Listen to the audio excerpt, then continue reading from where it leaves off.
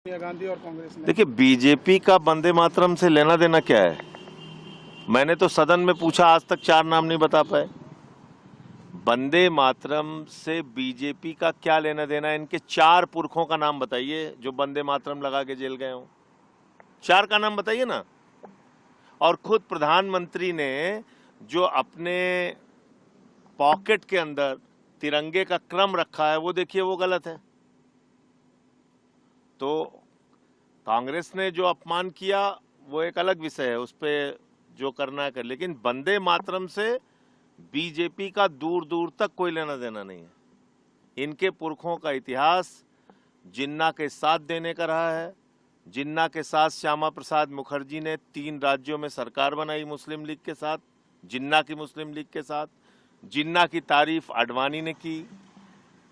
आडवाणी जी गए थे यात्रा में, वहां लिख के उनके प्रशंसा में आए, जिन्ना के प्रशंसा में लिख के आए।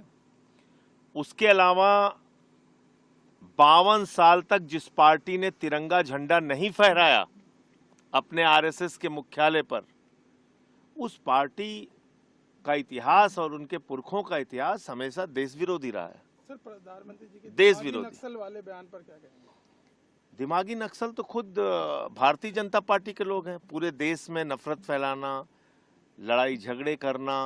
आप बताइए, बंगाल में एक व्यक्ति स्कूल देखने गया अपने गांव का, उसकी बदहाली दिखाने के लिए उसकी हत्या कर दी।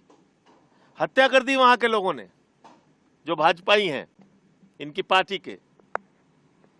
तो इसलिए अभी आप देखिए उत्तर प्रदेश में क्या कर रहे हैं, राजस्थान में गुंडे घुस के बच्चों को मार रहे हैं। तो यही है दिमागी नक्सल जो भाजपाइयों में है।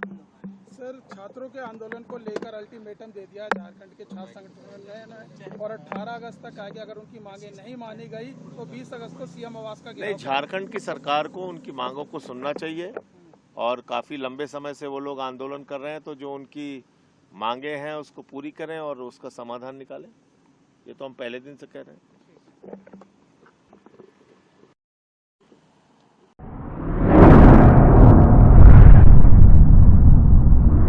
अतराफ टीवी, हर बात सच के साथ।